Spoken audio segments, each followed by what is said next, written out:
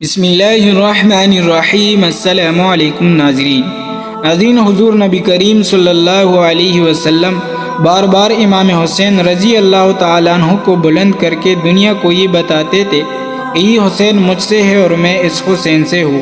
اے لوگو، اگر حسین پہ کوئی مشکل وقت آ جائے اور یہ تم سے مدد طلب کرے تو اس کا ساتھ دینا، کیونکہ یہ جنت کے جوانوں کا سردار ہے اور میرا خون ہے اور میری اولاد ہے۔ لیکن افسوس، ابھی سردار دو جہان حضرت محمد صلی اللہ علیہ وسلم کی رحمت کو تھوڑا وقت ہی گزرا تھا کہ کربلا کے میدان میں ایک طرف 9 لاکھ کا مجمع تھا تو دوسری طرف وہ حسین جس کو حضور نبی کریم صلی اللہ علیہ وسلم اپنے کندھوں پر سوار کرتے تھے۔ امام حسین رضی اللہ تعالیٰ عنہ اپنے نانا کے امت کو بار بار کہتے رہے کہ کیوں میرا راستہ روکا ہے؟ اے لوگوں، پہچانو، میں تمہارے نبی کا نواسا ہوں۔ کیوں 3 دن سے میرے بچوں کو پیاسا رکھا ہے؟ کیوں میرے رشتہ داروں کو شہید کیا ہے؟ بتاؤ، کیا میں نے حضور نبی کریم صلی اللہ علیہ وسلم کی شریعت میں ترامیم کی ہے؟ کسی انسان کا حق کھایا ہے؟ کسی انسان پر ظلم کیا ہے؟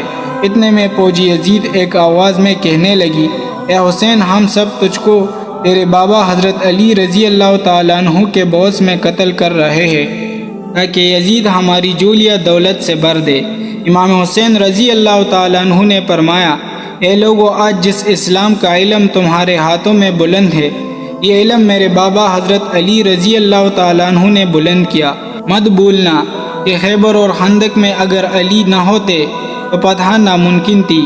وہ علی جس نے پوری زندگی اسلام کی تبلیغ کی، حق کو بلند کیا اور رسول اللہ صلی اللہ علیہ وسلم کی حفاظت کی، اور اس علی کو یہ اجر دے رہے ہو۔ اے لوگو، اللہ کے رسول نے بار بار میرے بابا حضرت علی رضی اللہ تعالیٰ عنہ کا ہاتھ بلند کرتے ہوئے فرمایا تھا کہ جہاں حق ہوگا وہاں علی ہوگا، جہاں علی ہوگا وہاں حق ہوگا، اور آج اس علی اور اولاد رسول صلی اللہ علیہ وسلم کو یہ صلہ دے رہے ہو۔ اتنے میں یزید کی فوج کے سپہ سالار نے دیکھا کہ کہیں فوج میں بغاوت نہ ہو جائے۔ اے شمر، کیا دیکھ رہے ہو؟ حملہ کرو۔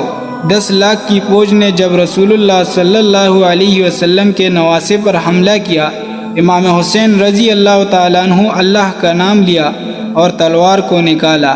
تاریخ گواہ ہے کہ ایک طرف لاکھوں کا مجمع اور ایک طرف 3 دن کا بھوکا پیاسا حسین ابن علی ہے۔ زمین پہ اس طرح کی جنگ پہلے کبھی نہیں دیکھی تھی کہ تنہا انسان لاکھوں کے مجمع کو اس طرح سے پار کر رہا ہے کہ فوج اشکیا واپس پلٹ کر بھاگنے لگی۔ امام حسین رضی اللہ تعالیٰ عنہ فوج یزید سے مخاطب ہو کر فرماتے ہیں کہ 3 دن کے بھوکے کی جنگ دیکھو، 3 دن کے پیاسے کی جنگ دیکھو، رسول اللہ صلی اللہ علیہ وسلم کے نواسے کی جنگ دیکھو، اس کے جنگ دیکھو جس کا جوان بھائی مارا گیا، جس کے جوان بیٹے کو نظروں کے سامنے قتل کیا گیا، جس نے اپنے ہی ہاتھوں سے اپنے بچے کی قبر بنائی۔ امام حسین رضی اللہ تعالیٰ عنہ شیر کی طرح فوج یزید سے لڑ رہے ہیں۔ اتنے میں آواز غیب آتی ہے، حسین، تیرا خدا تجھ سے راضی ہوا۔ بس اس صدا کا سننا تھا کہ امام حسین رضی اللہ تعالیٰ عنہ نے اپنی ذوالفقار کو تام لیا۔ اتنے میں عمر بن سعد کہتا ہے کہ شمر، کیا دیکھ رہے ہو؟ یہ علی کا شیر ہے، اس کو مارنا ناممکن ہے۔ جاؤ اور خیموں کو آگ لگاؤ۔ بس کچھ ظالموں نے خیموں کو آگ لگا دی اور کچھ امام حسین رضی اللہ تعالیٰ عنہ کو دور سے تیر مارنے لگے۔ امام حسین رضی اللہ تعالیٰ عنہ کبھی خیموں کی طرف بڑھتے ہیں، کبھی فوج کی طرف جاتے ہیں۔ عمر بن سعد اور شمر نے فوج کو 4 حصوں میں تقسیم کیا اور یہ کہا کہ کوئی بھی حسین رضی اللہ تعالیٰ عنہ کے قریب نہ جائے۔ جس کے پاس جو چیز ہے وہ دور سے حسین رضی اللہ تعالیٰ عنہ کو مارے۔ جس کے پاس نیزہ تھا اس نے نیزہ مارا، جس کے پاس تیر تھے وہ تیر مارتا رہا۔ تاریخ نے لکھا ہے کہ جس کے پاس مارنے کے لیے کچھ نہ تھا وہ کربلا کی گرم زمین سے مٹی اٹھا کر امام حسین رضی اللہ تعالیٰ عنہ کی طرف پھینکتا رہا۔ امام حسین رضی اللہ تعالیٰ عنہ کے جسم مبارک پر ہزاروں زخم لگ گئے۔ آپ کے جسم مبارک پر اتنے تیر تھے کہ آپ کا جسم مبارک نظر تک نہیں آ رہا تھا۔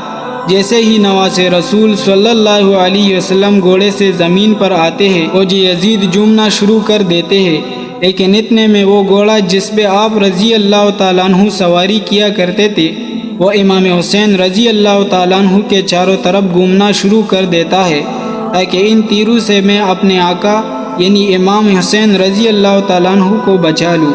وہ گھوڑا دوڑ ہی رہا تھا کہ اتنے میں عمر بن سعد نے کہا، اے لوگوں روکو، میں نے اپنے آنکھوں سے دیکھا تھا کہ اس گھوڑے پر اللہ کے رسول سواری کرتے تھے، کہیں تیر اس گھوڑے کو نہ لگے۔ یوں تیروں کو چلانا بند کیا گیا، لیکن افسوس ہے کہ ان لوگوں کو اس گھوڑے کا احترام معلوم تھا جس پر رسول اللہ صلی اللہ علیہ وسلم سواری کیا کرتے تھے، لیکن اس حسین رضی اللہ تعالیٰ عنہ کا احترام بھول چکے تھے جن کو اپنے کندھوں پر سوار کر کے امت کو دکھایا کرتے تھے۔ بس امام حسین رضی اللہ تعالیٰ عنہ زمین کربلا پر اپنا سر مبارک رکھ کے اللہ تبارک و تعالیٰ کا شکر ادا کر رہے ہیں، اور وہاں یزید کے مختلف سپاہی امام حسین رضی اللہ تعالیٰ عنہ کا سر کاٹنے کے لیے آتے ہیں۔ جو بھی قریب آ کے امام حسین رضی اللہ تعالیٰ عنہ کو دیکھتے ہیں، اسے امام حسین رضی اللہ تعالیٰ عنہ کے چہرے پر رسول اللہ صلی اللہ علیہ وسلم کا چہرہ مبارک نظر آتے ہیں اور وہ چیخ کے دور چلا جاتا ہے۔ اتنے میں شمر کہنے لگا، یہ کام مجھ سے ہی ہونا ہے۔ جیسے ہی شمر نے خنجر امام حسین رضی اللہ تعالیٰ عنہ کے گلے پر رکھا تو دیکھا کہ امام حسین رضی اللہ تعالیٰ عنہ کے لب ہل رہے ہیں۔ اس نے سوچا، ہم نے حسین رضی اللہ تعالیٰ عنہ کا پورا خاندان قتل کر دیا، 3 دن تک امام حسین رضی اللہ تعالیٰ عنہ کے بچوں کو پیاسا رکھا، شاید حسین ہمیں بد دعا دے رہے ہوں گے۔ سننے کے لیے اپنے کان قریب کیے تو کیا سنا کہ امام حسین رضی اللہ تعالیٰ عنہ اللہ کے دربار میں اللہ کی نعمتوں کا شکر ادا کر رہے ہیں۔ اللہ تیرا شکر ہے کہ اس عظیم امتحان کے لیے تو نے اس حسین کو چنا۔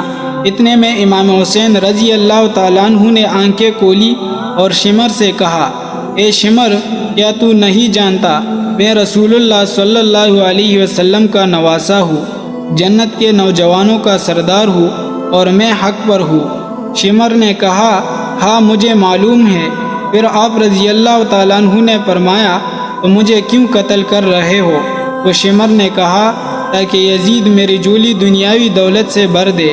شمر یہ کہتے کہتے امام حسین رضی اللہ تعالیٰ عنہ کا گلا کاٹتا رہا، فوجی یزید مسلسل جھومتی رہی۔ امام حسین رضی اللہ تعالیٰ عنہ کے سر مبارک کو نوک پر بلند کر دیا۔ امام حسین رضی اللہ تعالیٰ عنہ کے سر قلم ہونے کے بعد بی بی سکینہ کو تمانچے مارے گئے۔ رسول اللہ صلی اللہ علیہ وسلم کی نواسیوں کے سروں سے چادروں کو لوٹ لیا اور امام حسین رضی اللہ تعالیٰ عنہ کے جسم کی توہین کرنے لگے۔ تاریخ نے لکھا ہے کہ امام حسین رضی اللہ تعالیٰ عنہ کے جسم پر جو چیزیں تھیں ان کو لوٹ لیے گئے۔ اتنے میں ایک شخص امام حسین رضی اللہ تعالیٰ عنہ کے جسم کے قریب آیا۔ امام حسین رضی اللہ تعالیٰ عنہ کے ہاتھ میں ایک انگوٹھی پہنی تھی، اتارنے کی کوشش کی۔ جب انگوٹھی نہ اتری تو وہ ظالم انگلی کاٹ کے انگوٹھی لے گیا۔